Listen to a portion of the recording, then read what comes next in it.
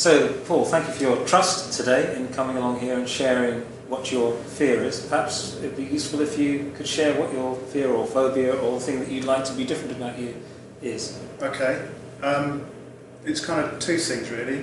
One is a fear of not maximising my true career and personal life potential.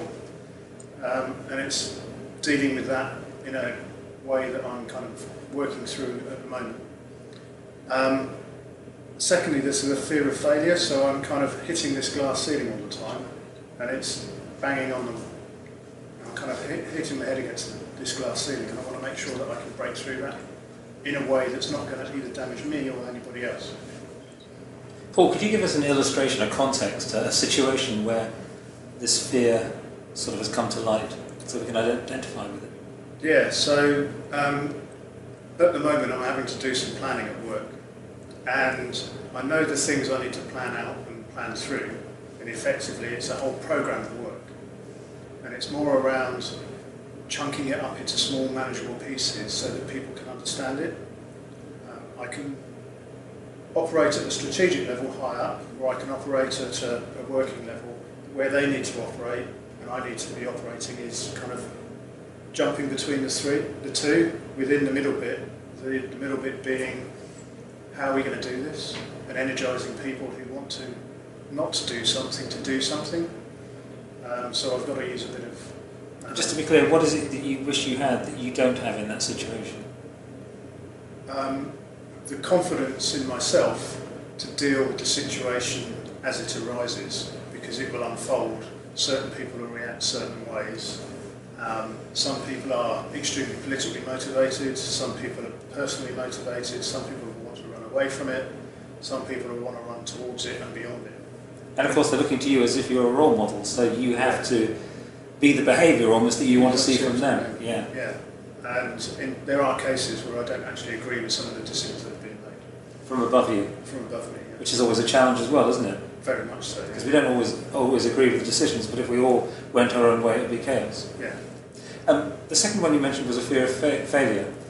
If you had anything in your personal life, anything that's happened in the past that you could sort of say, yes, do you know what, I had a bit of a fear of failure, I wish I had done something different?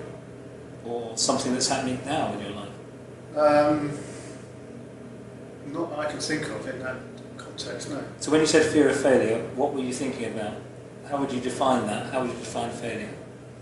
Not achieving the desired outcome. Right. Or my desired outcome, because my desired outcome might be different from the other party's outcome. Paul, I can see a lot of this is affecting you quite emotionally, and you're thinking about it very deeply.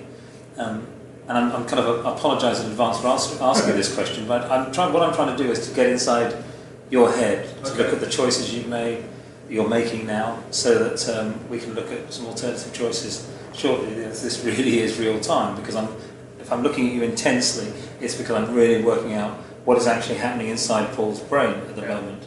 So forgive the question. The question is, do you ever feel or had the feeling that there's something wrong with you?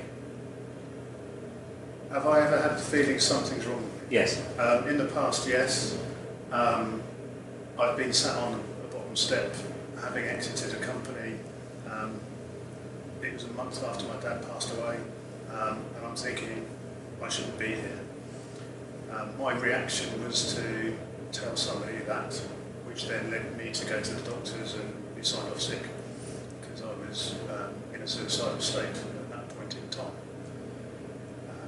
Having been there, I never want to be there again, and I'm not going to go there because I know that I've got the resilience within me to turn everything around from a negative state to a positive state. So Paul, you've given a very powerful illustration of going somewhere in your life 10 years ago that was a very dark place. Mm-hmm. And you've also clearly illustrated your determination not to let that happen again, and you've got a lot of resilience. So as we start to move towards the next phase, which is actually to talk about what's going to happen next, just to bring it all back into context, you've clearly developed a lot of resilience. So what is the bit that you're now, if I may say, missing in terms of just eliminating that fear of failure, eliminating that glass ceiling forever? It's building the credibility in the people I'm working with, and not reacting angrily when things don't go the way I'd like them to go. It's not so much the anger piece, it's the frustration bubble that then kind of either grows or shrinks. And I'm trying to become even and equal, kind of mentally neutral in a tough situation where you actually see through that situation and beyond it, rather than just going, oh, this is crap.